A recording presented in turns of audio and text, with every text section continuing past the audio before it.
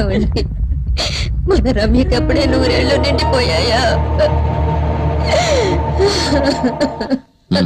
ఎప్పుడు వచ్చారు? కాసేపు అయింది, పని ఉంది, బయలుదేరుతాను. వాళ్ళెవరు? చనిపోయిన అమ్మాయి వాళ్ళ తల్లిదండ్రులు సార్. రమ్య తండ్రి ప్రభాకర్ రావు గారు, తల్లి గీత గారు. అక్కడ కూర్చున్న అబ్బాయి ఎవరు? తెలియదు సార్, చనిపోయిన రమ్య గారి కజిన్ బ్రదర్ సార్.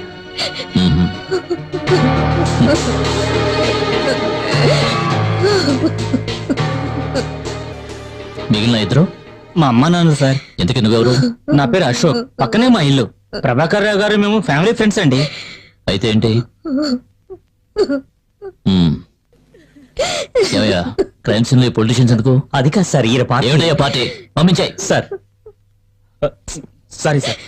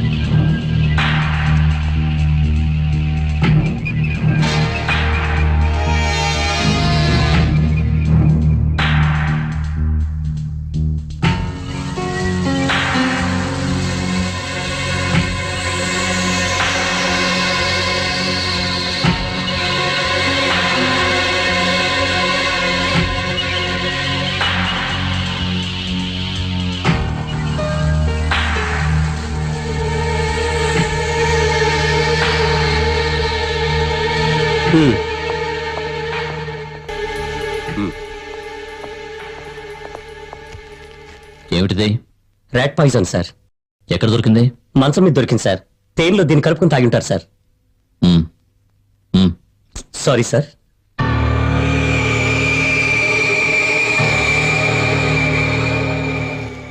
నాకు ఫోన్ చేసినప్పుడు లెటర్ అయితే దొరకలేదని చెప్పారు. అవును సార్, ప్రిలిమినరీ ఇన్వెస్టిగేషన్ లో దొరకలేదు సార్. మేము ఈ టేబుల్లోని డ్రాలో వెతికినప్పుడు ఒక బుక్ లో ఉంది సార్. ఇంతకీ బాడీని ఎవరు ఐడెంటిఫై చేశారు? ఈయనే సార్. ఈమె ఇంటి పని మనిషి సార్. కాస్త ముందుకు రండి. నువ్వు ఇక్కడే ఉంటావా? లేదు, నా పని అయ్యాక ఇంటికి వెళ్ళిపోతాను. సార్ లేనప్పుడు మాత్రం రాత్రులు ఇక్కడే ఉంటాను. రాత్రి నువ్వు ఇక్కడే ఉన్నావంటే సార్ రారని నీకు ముందే తెలుసా? సార్ రారని చెప్పి రమ్య మేడం రాత్రికి నన్ను ఇక్కడే ఉండిపోమని చెప్పారు. సార్ లేనప్పుడు ఇక్కడే ఉంటానని చెప్పావుగా. నేనున్నప్పుడే సార్ వచ్చారు.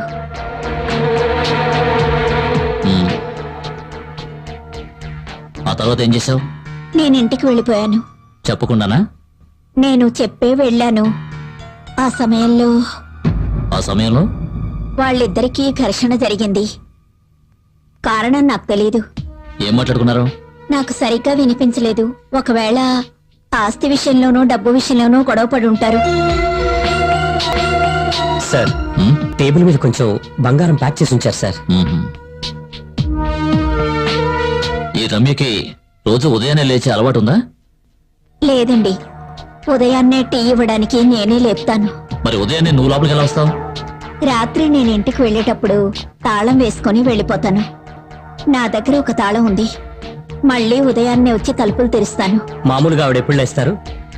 ఆవిడ మామూలుగా ఆలస్యంగానే లేస్తారు. నేను ఉదయం 6 గంటలకు వస్తాను. మేడం గారిని నిద్ర లేపకుండా నా పని నన్ను చేసుకోమని చెప్పారు. ఎవరు చెప్పారు? మోహన్ గారు.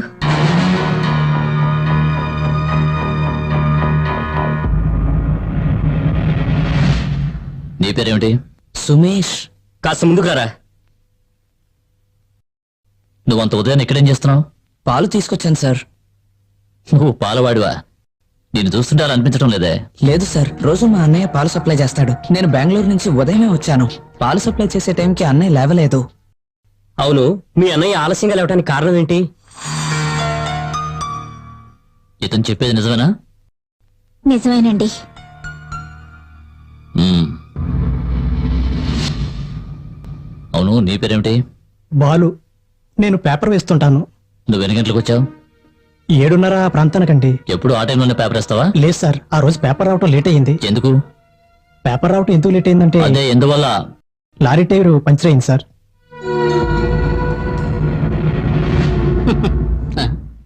తమరి నామధేయం? త్రినాథ్ని. నేనే పోలీసులకు ఫోన్ చేసి చెప్పాను. ఓహో, ఈ ఏరియాలో ఏం జరిగినా నీకే ముందు తెలుస్తుందన్నమాట. లేదు సార్, పక్కింట్లో. ఇక్కడి నుంచే ఫోన్ చేసావా? అవును సార్. ఇంకెవరికి ఫోన్ చేసావు? వేరే ఎవరికి చేయలేదు సార్. మ్మ్. ఉదయం ఏం జరిగిందో వివరంగా చెప్తావా?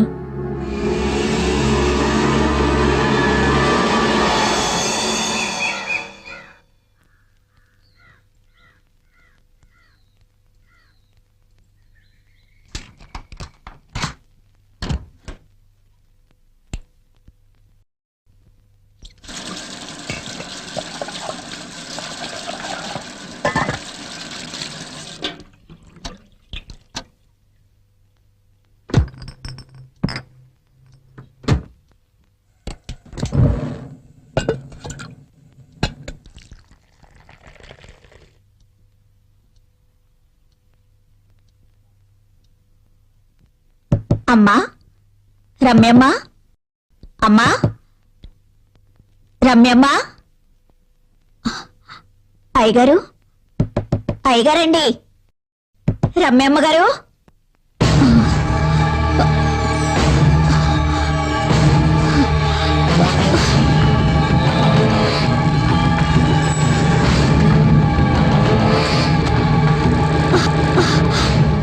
ఏమైంది? ఎందుకు ఆ కంగారు? ఏమైందో తెలియడం లేదు. పిలిస్తే ఎవరూ పలకడం లేదు.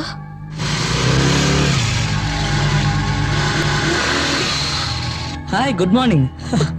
సారీ అండి, ఉదయాన్నే అన్నయ్య లేవడం లేట్ అయినందువల్ల పాలు తీసుకురావడం లేట్ అయింది. ఏంటి, ఏమైంది?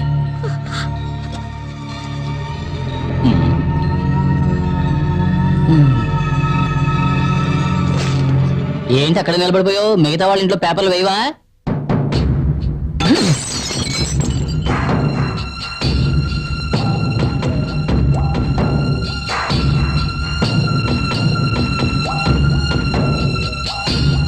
ఇక్కడ ఎవరూ లేరేంటి?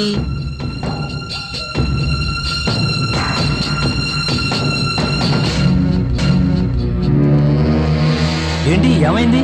లోపల ఎవరు కనిపించడం లేదు. నిన్న రాత్రి నేను ఇంటికి వెళ్ళేటప్పుడు వాళ్ళిద్దరూ ఉన్నారు. ఆ తర్వాత ఏం జరిగిందో మనకు తెలియదు కదా. నిన్న రాత్రి 8 గంటలకి మోహన్ బైక్ లో బయటికి వెళ్ళాడు. రమ్య ఇంట్లోనే ఉంది. రాత్రి 11 గంటలైనా మోహన్ ఇంటికి రాలేదు. ఒకవేళ వచ్చుంటే బైక్ శబ్దం నాకు వినిపించదు కదా. ఇక్కడ ఆడ మనిషి కాళ్ళు కనిపిస్తున్నాయి.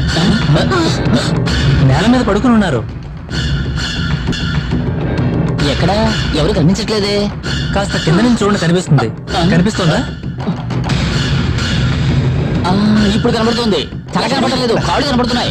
అమ్మా, రమ్యమ్మ, ఏం జరుగుతుందో. ఆవిడకి ఏమైందో ఏమిటో. ఇప్పుడు ఏం చేయాలో అర్థం కావట్లేదే.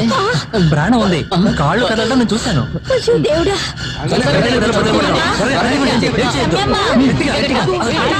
వచ్చేస్తుంది, వేయండి. ఏమైందమ్మా?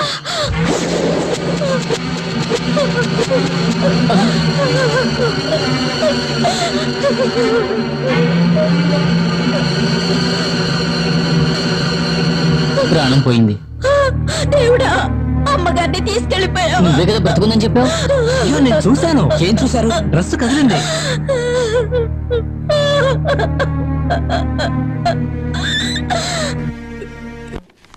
ఒక అనుకోని దుర్ఘటన జరిగిన ఇంటి నుంచి పోలీసులకు ఇన్ఫార్మ్ చేసిన తర్వాత ఆ ఫార్మాలిటీస్ ఏమిటో నీకు తెలుసా? ఆవిడకి ప్రాణం ఉందని మా వాడు చెప్పాడు. అందుకే హాస్పిటల్ తీసుకెళ్లి చెక్ చేయించాలని మాకు అనిపించలేదు. మ్మ్. ప్రాణం ఉందని ఎవరు చెప్పారు? వాడు ప్రాణ భయంతో పారిపోయాడు. వాడేంట్రా? తెలీదు సార్. తెలీదా? అవును సార్, స్టేషన్ కి ఫోన్ చేయాలని నేను ఆ రూమ్ లోకి వెళ్ళాను. మిగతా వాళ్ళందరూ అప్పుడు ఇంట్లోకి వచ్చారు కదా. అతన్ని ఇంతకు ముందు ఎప్పుడైనా చూసారా?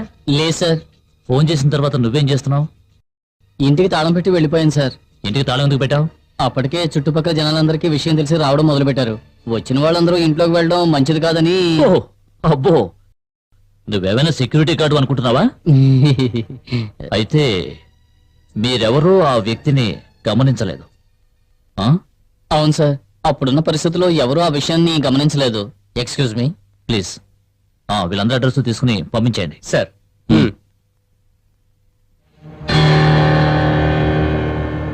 So what's your finding?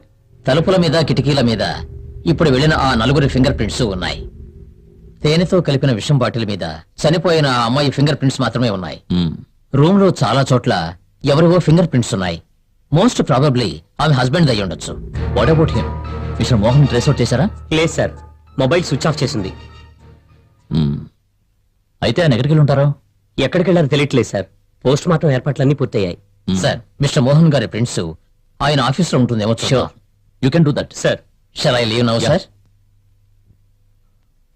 Post mortem అయిన తర్వాత family members inform Sir. You get the post mortem report and come to my office. We will discuss there. వీలైతే మిస్టర్ మోహన్ ని డైరెక్ట్ గా కలవడానికి ప్రయత్నించండి. విషయం చెప్పినప్పుడు ఆయన ఫీలింగ్స్ ని గమనించండి. That's very important. సార్ నాకు విషయం తెలిసింది, కానీ ఇప్పటికీ నేను అది నమ్మలేకపోతున్నాను. మోహన్ ఇది ఎలా తట్టుకోగలడు? ఎస్పీని స్పాట్ కి డైరెక్ట్ గా వెళ్ళి ఎంక్వైరీ చేయమన్నాను. And I'm waiting for his call. Sir, Mohan మీకు పర్సనల్ గా తెలుసా? తెలుసు, కానీ అతను ఎటువంటి తప్పు చేయడని నా నమ్మకం. మనిషి అన్నాక తప్పు చేయడం అనేది అది కాదండి, మోహన్ మాత్రం అలాంటివాడు కాదు. He's a man of principles. నాకు 5 ఏళ్ల క్రితమే మోహన్ పరిచయం అయ్యాడు. అప్పుడే మేము రూలింగ్లోకి వచ్చాం. విశాఖ పరిసరాల్లో పేదలకి స్థలాలిద్దామనుకున్నాం. మా పార్టీలోనే కొందరు దాన్ని వ్యతిరేకించారు. మోహన్ వాళ్ళతో ఏకీభవించలేదు. దాని గురించి పెద్ద వివాదం అయింది. సొంత పార్టీలో గొడవల్ని రేకెత్తిస్తున్న ఇలాంటి వాళ్ళని బహిష్కరించాలి. సార్, 80 కుటుంబాలు అంటే ఉజ్జాయింపుగా 300 మంది జీవిస్తున్నారు. మారి మారి వస్తున్న రాజకీయ నాయకుల వాగ్దానాలే తప్ప వారికి మంచి చేసిన వారట ఎవరూ లేరు. వారి గురించి ఆలోచించింది లేదు. సార్, కూలి పని చేసుకుని జీవిస్తున్న కష్టజీవులు తలదాచుకోవడానికి వారికున్న ఏకైక ఆస్తి ఆ పూరి గుడిసెలు మాత్రమే. వాటిని నేలమట్టం చేసి వారిని నడిరోడ్ల నిలబెట్టి ఇక్కడ ఎవరు ఫ్యాక్టరీ నిర్మించడం అక్కర్లేదు, అందుకు మేము అంగీకరించము కూడా. సార్, ఈ ఫ్యాక్టరీ మన ఊళ్ళో మొదలు పెడితే ప్రజలకే కాకుండా మన పార్టీకి కూడా మేలు జరుగుతుంది. అవును మరి. ఆ కాలనీలో నివసించే వాళ్లలో 90% పైగా అపోజిషన్ పార్టీకి సంబంధించిన వాళ్ళు. స్థలం కేటాయించే సమయంలో ఆ కాలనీ వాళ్ళు ఆయనకు ఎదురు తిరుగుతారు. ఆ తర్వాత వచ్చే జనరల్ ఎలక్షన్స్ లో వాళ్ళందరి ఓట్లు మనకి సానుకూలంగా మారతాయి. సార్, ఇలా చేయటం వల్లే రాజకీయ నాయకుల మీద ప్రజలకి నమ్మకం పోయింది. వంతులు వేసుకుని రాజకీయ నాయకులు మోసం చేయడం వల్లే ప్రజలకి మనం అంటే అసహ్యం కలుగుతోంది. రాజకీయం ఒక చదరంగం లాంటిది మిస్టర్ జాన్. మన తెలివితేటలతో ఎదుటి వాళ్ళను ఎలాగైనా దెబ్బతీయాలి. గెలిచేవాడిని వెన్నుపోటు పొడిచేవాడే రాజకీయ నాయకుడు. లేదు సార్, ఆ రోజులు మారిపోయాయి. ప్రజలిప్పుడు తెలివి మీరిపోయారు. మన రాష్ట్రంలోని ప్రజలకు స్వయం ఉపాధి కల్పిస్తామంటూ కళ్ళబొల్లి మాటలు చెప్పి వారిని దోచుకుంటున్న విషయం అందరికీ తెలిసిపోయింది. స్వలాభాల కోసం కొత్త పార్టీలను సృష్టించి నీతి తప్పి నడుస్తున్న రాజకీయ నాయకుల్ని జనం తరివి తరివి కొడుతున్నారు. అది మనం గుర్తుంచుకోవాలి. జనాన్ని మరచి మనం ప్రవర్తిస్తే వాళ్ళు ప్రతిఘటిస్తారు, ప్రతీకారం తీర్చుకుంటారు. ఆ సంఘటన జరిగిన తరువాత మోహన్ కుమార్కి శ్యామిలికి మధ్య విభేదాలు తలెత్తాయి. జరిగిన జనరల్ ఎలక్షన్లో మోహన్ కుమారు నామినేట్ అయ్యాడు. ఆ సమయంలో మోహన్ తీసుకున్న నిర్ణయం నా మనసుని హత్తుకుంది. వద్దు సార్, నాకు ఈ సీటు వద్దు. మోహన్, ఏమిటసలు నీ మొండితనం? ఒక్కొక్కరు సీట్ సంపాదించడం కోసం ఎన్నో అడ్డమైన పనులు చేస్తున్నారు. వాళ్ళ స్వార్థం కోసం పార్టీని రెండుగా చీల్చేస్తున్నారు. ఒక ఎమ్మెల్యేగా ఉన్న నన్ను మంత్రిని చేస్తానన్నందుకు నాకు సంతోషంగానే ఉంది.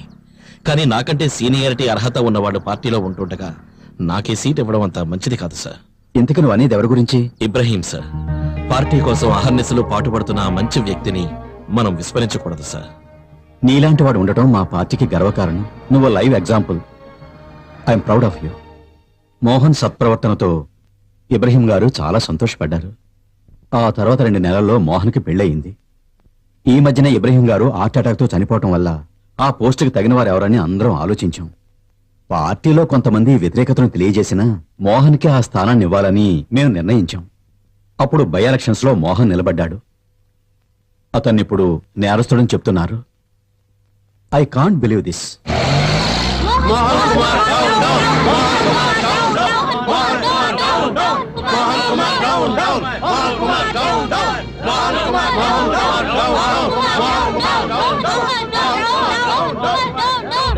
రండి.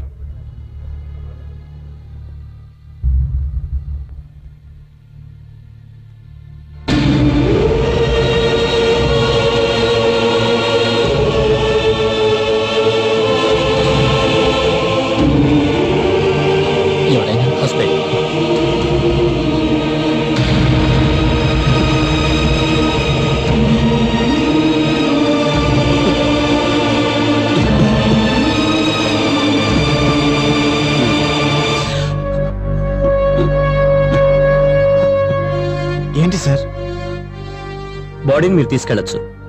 చనిపోయిన ఆవిడ భర్త ఎటువంటి వారు? ఎందుకు? చనిపోయిన ప్రదేశంలో ఒక సూసైడ్ నోట్ దొరికింది.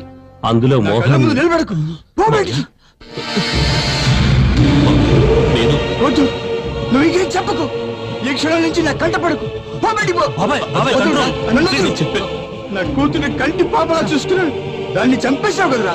నా కంటి ముందు నిలబడకు. పోరా. బయటికి పో. వాడిని గట్టిగా. అరే